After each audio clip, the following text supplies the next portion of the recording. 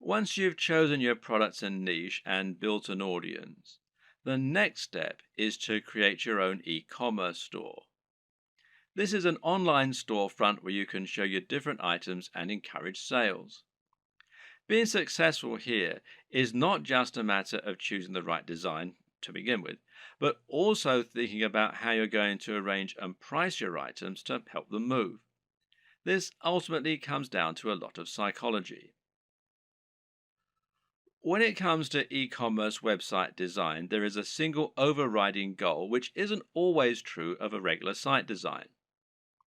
Of course, that objective is always to try and increase sales and increase profits, and this is probably actually more important. You'll also want it to look attractive, to be functional and easy to use, and to represent your brand in the right manner. But this is really just in service of creating a web design that helps you to make more sales. This means every single element in your site design should be encouraging more sales and pointing users in that direction. The old adage here is that good design should communicate and not decorate. If an element of your design isn't somehow getting people to keep browsing your store or to click on the buy button, then it has no place in your design. If you use the right development company or a good e commerce builder or template, you should find the experience and expertise of the professionals informs their decisions and results in the best possible turnover and profits for you. In this regard, it's always worth spending a little more on a professional theme or on a proper development company. Unless you're a professional designer yourself, you won't be able to compete with an entire organization made up of experts who have the very best tools and the most experience.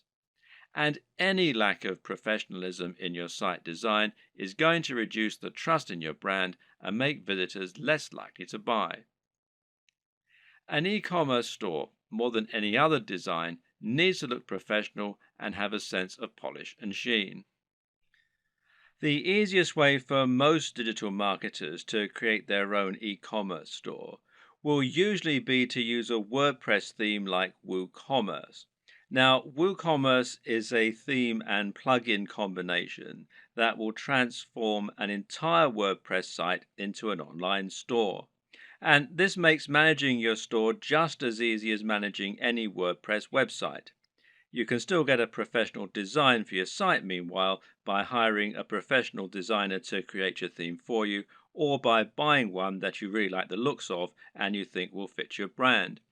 Now, you can download the free version of WooCommerce, the WooCommerce plugin, that is, from within the WordPress dashboard, or you can buy the paid for version and you can buy the themes from woocommerce.com.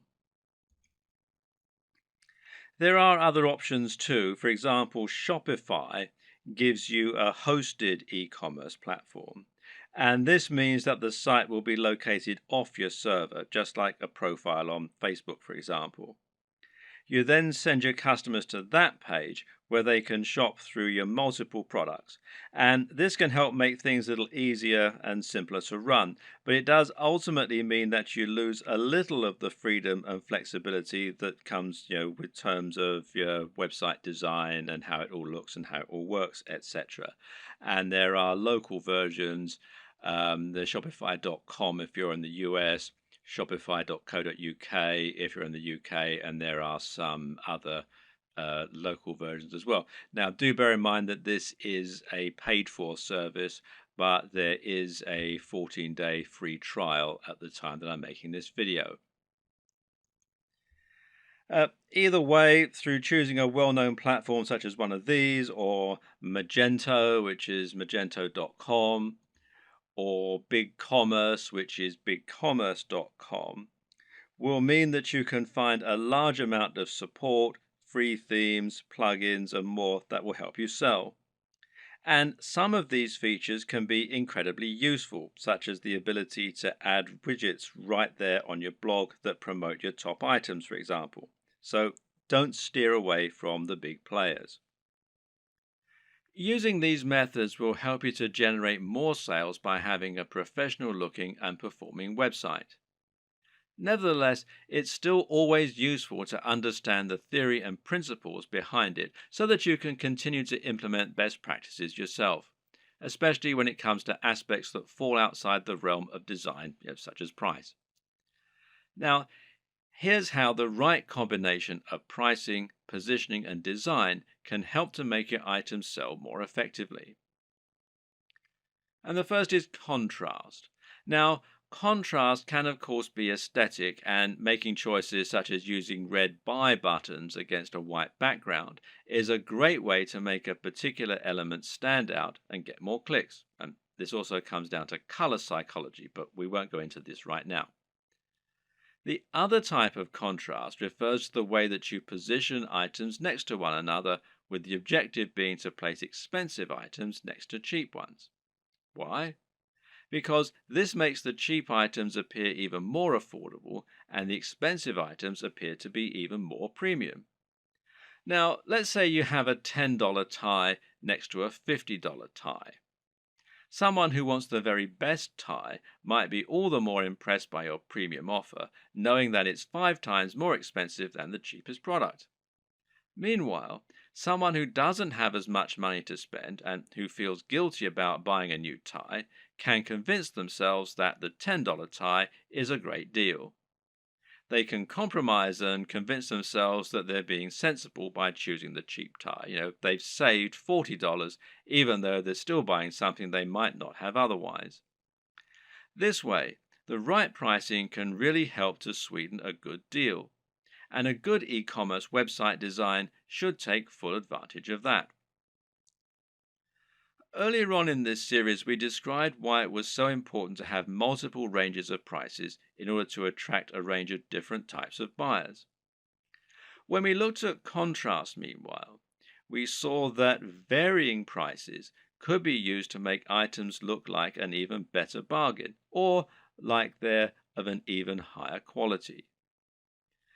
But another very important reason to have cheaper items as well as more expensive ones is that it can be a great way to build trust. If someone has never bought from you before, they might feel concerned that the products won't arrive or they won't be as advertised.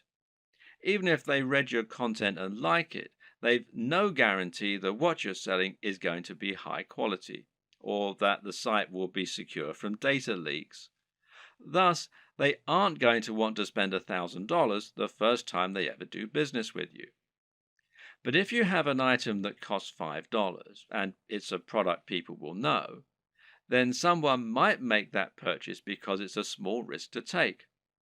Now you can demonstrate the quality of your service and save their details, making it much easier to sell bigger items in future. Another tip is to think about your top sellers and your smallest sellers and use this to inform the design of your store. Now, this is something that physical stores do a lot. They'll place their biggest drawers right at the back of the store. This way, people will come in to buy the thing they want, but to get there, they'll have to pass through all of the smaller items that you're also selling along the way, and hopefully they might buy something. Meanwhile, if you have items that aren't selling at all, then you can find inventive ways to make the most of it. Packing it in as a free incentive, for example, or selling it at a very discounted rate is a way to bring more people to your online store. This is less important for a dropshipping business model, of course, though, as there's no downside to being left with excess stock. What's important to consider when looking at an e-commerce website design is that in order to make a sale, you'll have to overcome certain psychological barriers. This is actually often the most important step in making a sale. These psychological barriers include such things as customers not wanting to spend any money and not being bothered to go through the process of checking out. Good e-commerce website development should take this into account first and foremost by making it as easy as possible for your customers to make purchases. This is why Amazon's buy with one click feature is so instrumental to their success. At the same time, Webmasters need to make the most of customers who have already overcome some of these barriers. So, when a customer commits to buy any item on your site, they will instantly become much more susceptible to increasing their order. Why? Because they've already decided to make a purchase.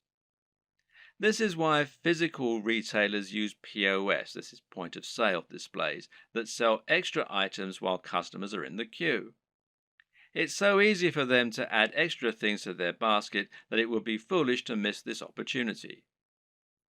E-commerce sites can do the exact same thing by making it easy to add extra purchases at the checkout. Similarly is upselling, where you give your buyers the opportunity to upgrade their order once they're already buying. Once they've committed to buy, tell them how for just $10 more they could have the very best service or product instead of the cheaper but ultimately inferior option they're currently buying. It's the smart decision after all. Sometimes a buyer will want some of your items but not all of them. Other times they'll want to combine multiple items but won't want to pay extra for shipping or to pay full price when they're essentially buying in bulk. Thus, letting your customers combine their items into a single large order can often encourage more sales, and it's known as bundling. What's great about bundling is that it can also be used to sell additional items that they perhaps wouldn't otherwise have bought. Adding extra items to bundled packages is also a great way to shift unsold stock.